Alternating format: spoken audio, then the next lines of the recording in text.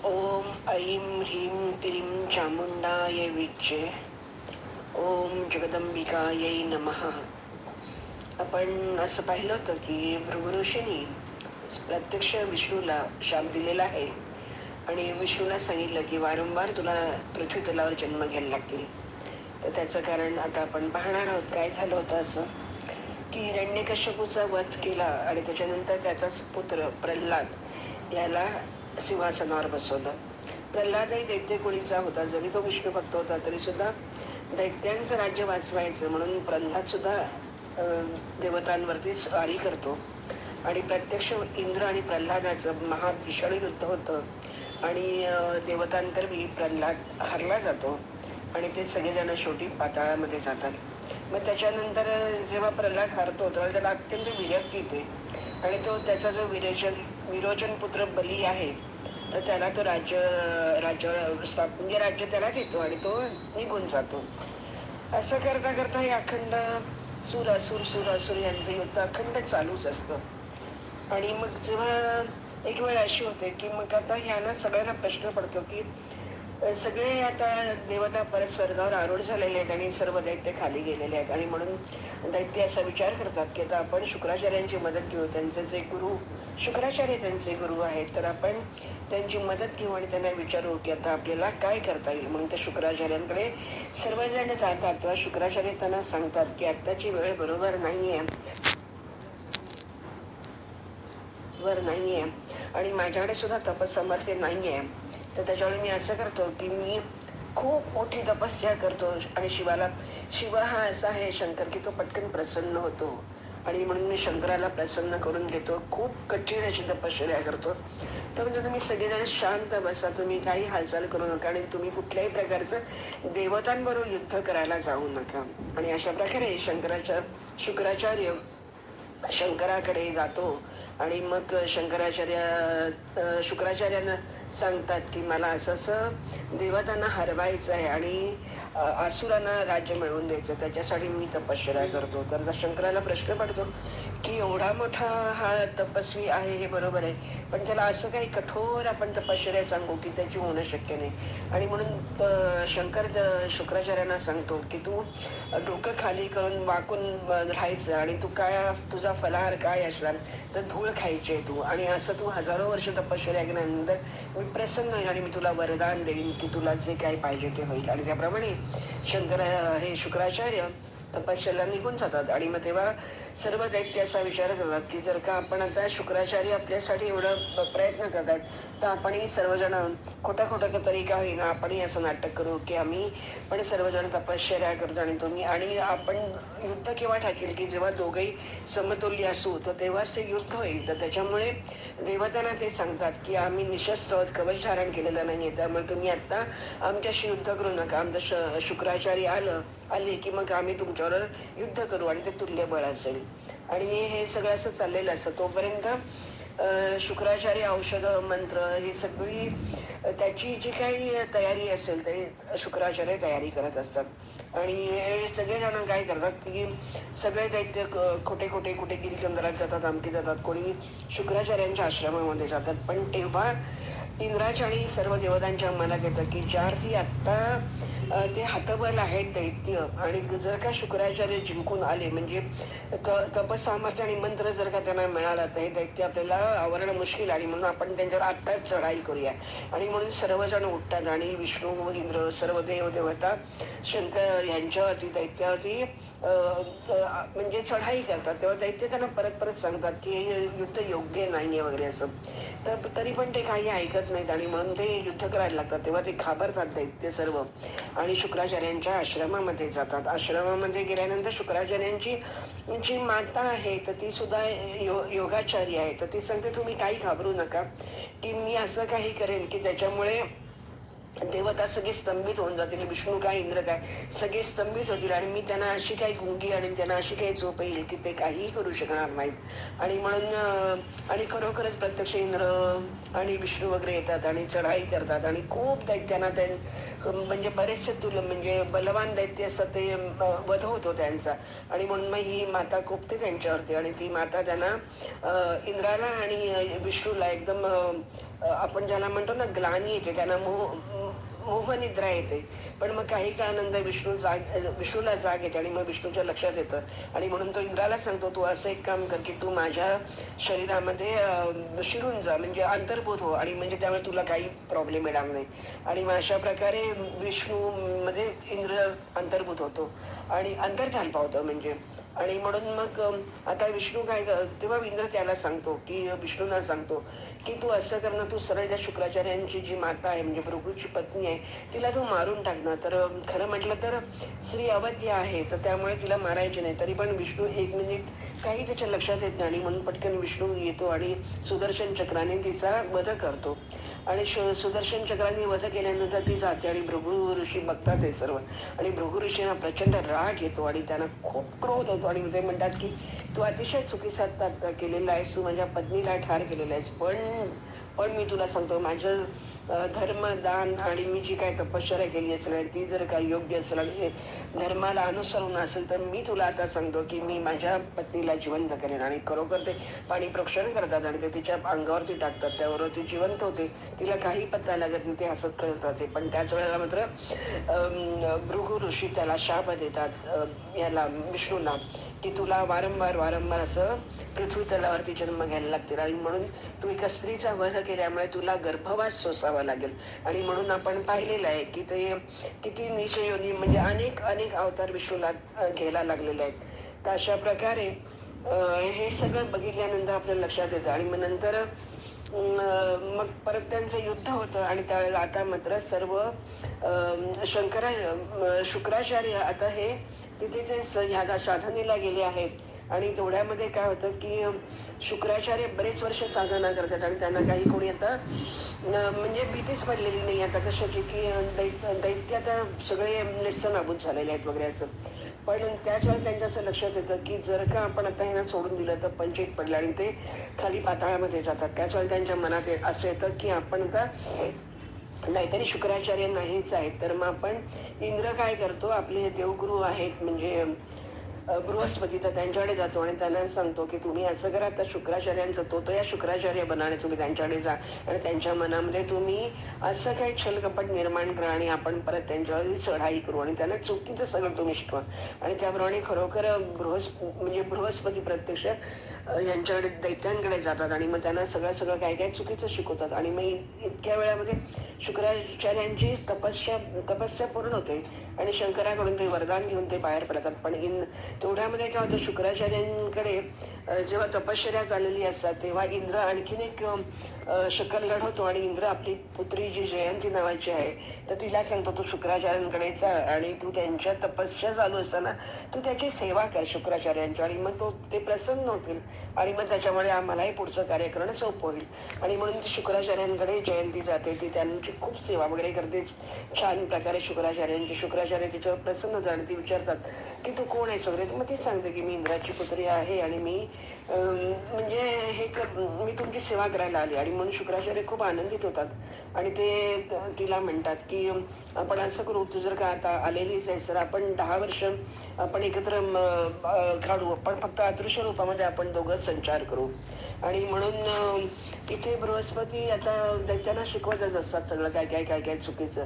आणि मग ते जयंती आणि शुक्राचार्य 10 वर्षाचं अदृश्य रूपामध्ये फिरत असतात. आणि दैत्य काय होतं नंतर मग शुक्राचार्यांना भेटायला म्हणून म्हणजे तो या शुक्राचार्य आहेत तर त्यांना ते भेटतच असतात. आणि मग जेव्हा खऱ्या शुक्राचार्यांना कळतं की आता आपण सर्व दैत्य आपले वाट पाहत आहेत आणि आपण गेले पाहिजे, आणि म्हणून ते तिथे जाऊन पाहतात. तर हे असं तोतया त्यांचं काम चाललेलं असतं. म्हणून शुक्राचार्य त्यांचा पर्दाफाश करतात आणि ते सांगतात की बृहस्पती देवांचे गुरु आहेत, ते तुम्हाला फसवत आहेत आणि ते तुम्हाला चुकीचं सांगतात. तर कुठलाही चुकीचं आणि देवांचे गुरु आहेत ते तुम्हाला फसवत आहेत आणि ते तुम्हाला चुकीचं सांगतात, तर कुठल्याही दैत्याला पटत नाही. आणि कारण त्यांचं इतकं त्या शुक्राचार्यांवरती खोट्या शुक्राचार्यांवर मन बसलेलं असतं आणि म्हणून ते खऱ्या शुक्राचार्यांचा धिक्कार करतात आणि त्यांना हाकलून देतात. मग मात्र शुक्राचार्य त्यांना शाप देतात की तुम्ही आता कधीच जिंकणार नाही, कारण तुम्ही मलाच म्हणजे मी तुमचा गुरु असून तुमच्यासाठी मी मंत्र सामर्थ्य तपस्या केली आणि तुम्हीच म्हणे मला धिक्कार देता, त्याच्यामुळे मी तुम्ही नक्कीच पाताळामध्ये जाल. आणि हेच तर फक्त बृहस्पतीनं हवं असतं. आणि म्हणून बृहस्पती आपलं खरं रूप दाखवतो आणि मग तेव्हा या सगळ्या दैत्यांना अतिशय वाईट वाटतं की आपण हे सगळं काय करून बसतो. आणि मग म्हणून प्रल्हादाला ते पुढे करतात सर्व दैत्य आणि त्याला सांगतात की तूच आता शुक्राचार्यांना मनवू शकतोस, कारण आपण नक्कीच चुकलेलो आहोत, आपण फसलो गेलो आहे. सगळे छल कपट करणारे इंद्र विष्णू हे सगळे आपल्या त्यांनी फसवलेलं आहे. तर त्याच्यामुळे तू आता असं कर की प्रल्हादाला सांगतात की शुक्राचार्यांकडे तूच जाणे, तुम्ही आपणच त्यांच्या पायावरती डोकं ठेवूया. आणि म्हणून ते खरोखर शुक्राचार्यांकडे खरोखर जातात आणि त्यांना ते सगळं खरं खरं सांगतात की काय काय घडलंय वगैरे असं.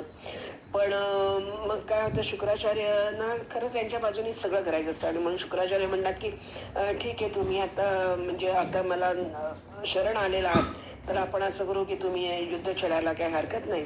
आणि म्हणून ते युद्ध करतात. आणि मग युद्धामध्ये आता मात्र सर्व दानव जिंकतात. म्हणजे खूप वर्ष त्यांचं युद्ध चालतं आणि मग इंद्र आणि प्रल्हादामध्ये इतकं प्रचंड युद्ध होतं की काय बोलायची सोय नाही.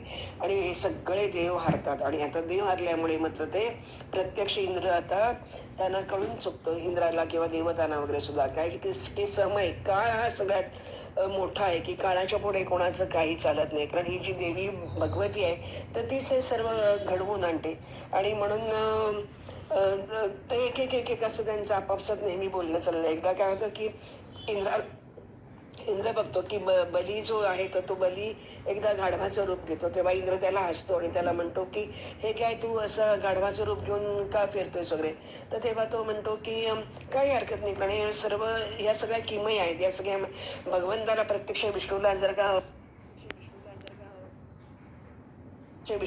का मत्स्य कत्स्य अवतार घ्यायला लागले आणि तू सुद्धा जेव्हा तुझ्यावरती ब्रह्मातेचं पातक लागलं तेव्हा तू सुद्धा कमल नालेमध्ये म्हणजे लपून बसला होतास. तर त्यामुळे हे सर्व दैवाधीन आहे. त्यामुळे काही झालं तरी ह्याला काही काळ बलवत्तर आहे, त्याला कोणी काही करू शकत नाही. मी कधी गाढव झालो काय आणि काही झालो तरी मला काहीच त्याच्यातून वाईट वाटत नाही.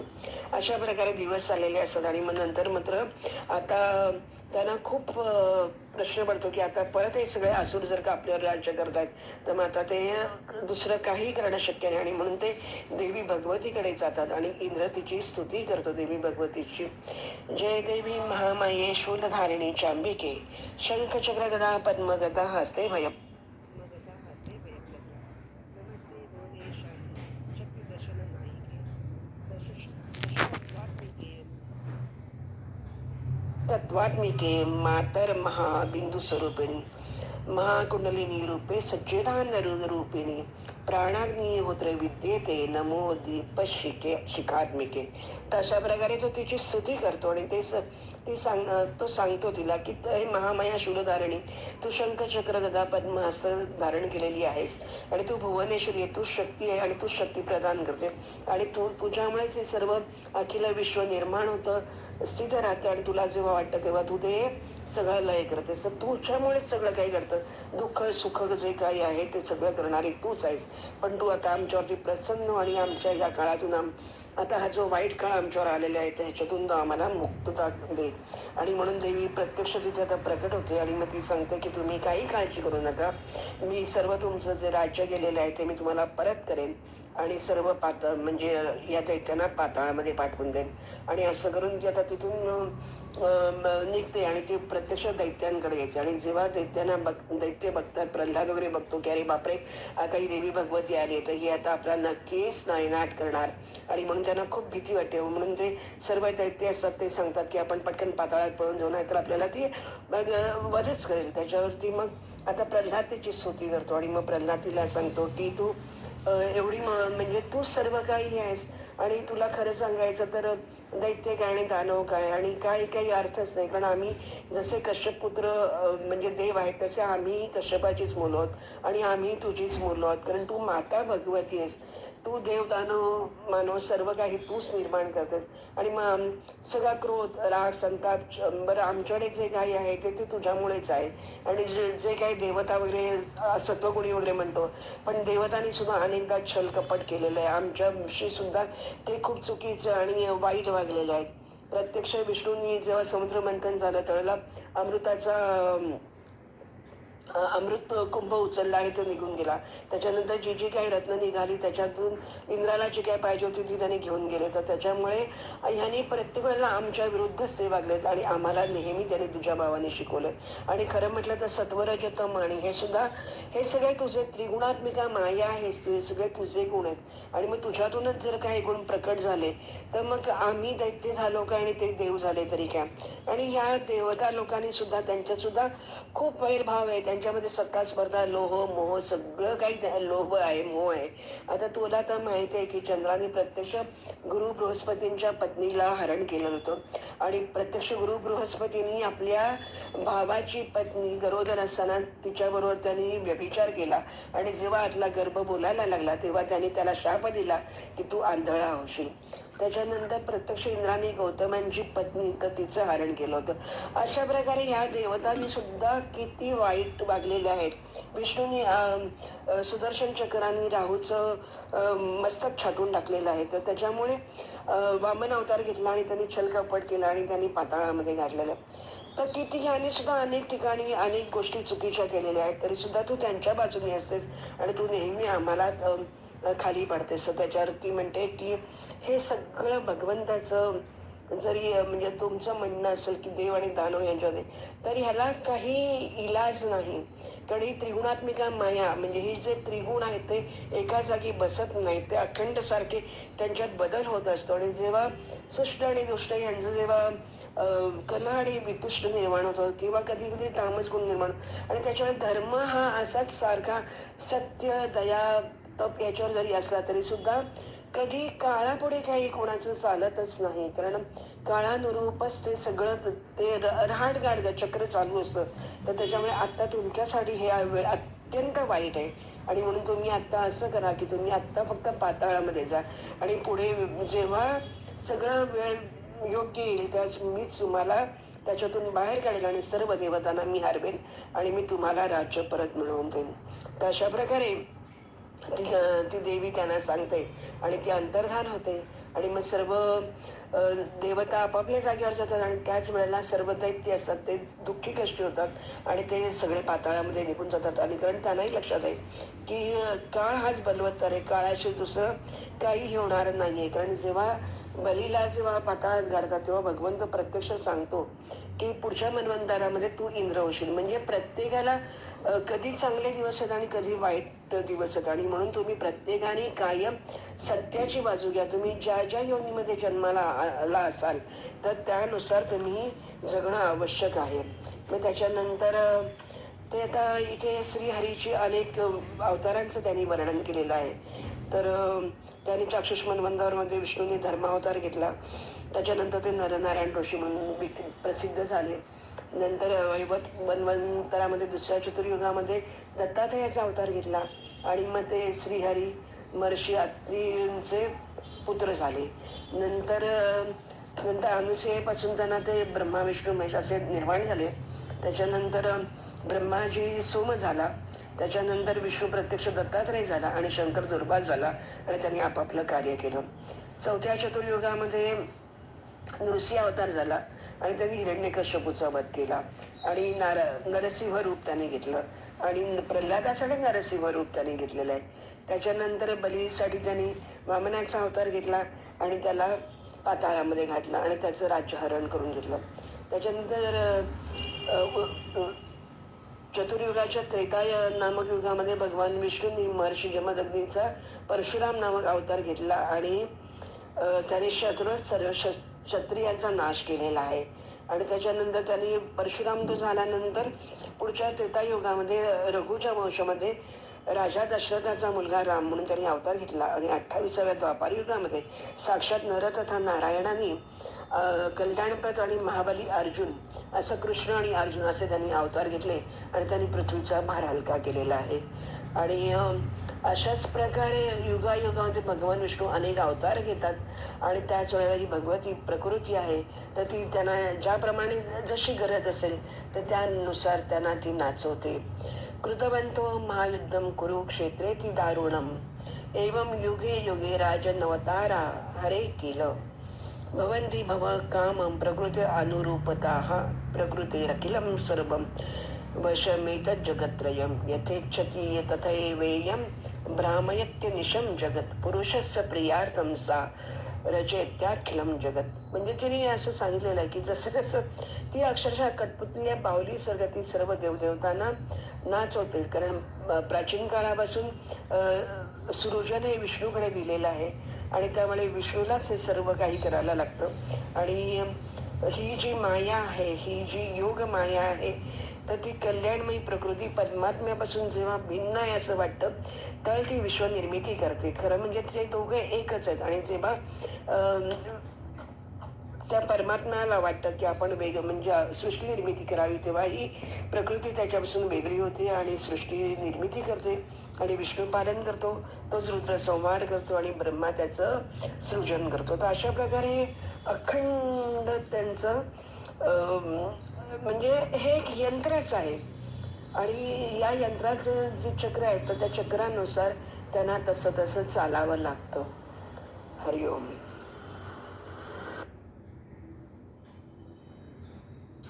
ओम